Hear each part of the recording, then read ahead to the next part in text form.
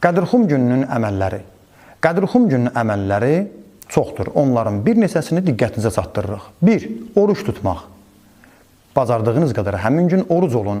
İmam Sadiq əleyhissalam həmin gün oruç tutmaq barəsində belə buyurur ki, Qədirxum günü oruç tutmağı 60 ayın orucuna bərabərdir. Digər bir hədisdə vardır ki, Qədirxum günündə oruç tutmaq 60 ilin kəffarəsidir. Günahların kəffarəsi, cəriməsi vardır. Həmin gün oruç tutmaq 60 il kəffara hesab olunur. 2. Həmin gün qusl etmək müstəhəbdir. Qədirxum gününün quslunu verirəm, qurbətən iləllah. Savabdır, müstəhəbdir, vacib deyil. 3.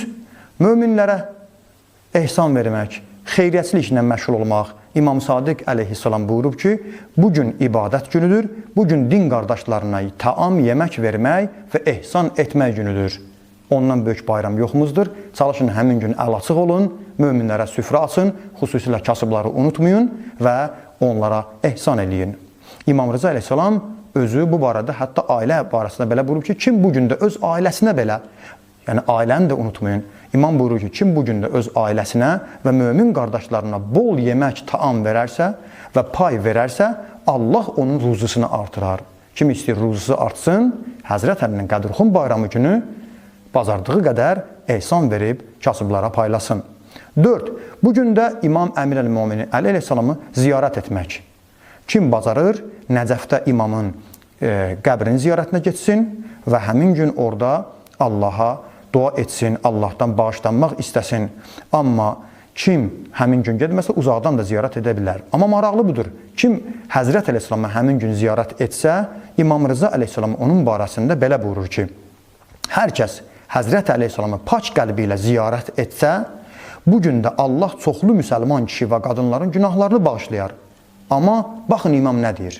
Allah Teala Ramazan ayında, Qədr gecəsində, Fitr bayramı gecəsində cəhənnəmdən azad etdiyi insanların sayının 2 misli qədər, 2 mislində bu gün də cəhənnəm odundan azad edir. Görün nə qədər böyük bayramdır ki, Ramazan belə, Qədr gecəsi, Fitr bayramında cəhənnəm əzabından nə qədər Allah insanları azad etmişdir. Onların 2 misli qədər də Qədirxumda Həzrət Əlini ziyarət etsən, o qədər Allah Teala həmin gün cəhənnəm əzabından insanları azad eləyir və insanların günahlarını bağışlayır. Kim uzaqda olsa ziyarətnamə oxusun. Bircə Əssəlamü ələykə ya əmirəl-müminin əleyhissalam bu salamı verməklə kifayətlənə bilər. Ən yaxşı ziyarətnamələrdən biri Məfatihül Cinan kitabında Əminəllah ziyarətidir ki, onu inşallah oxumağı unutmayın.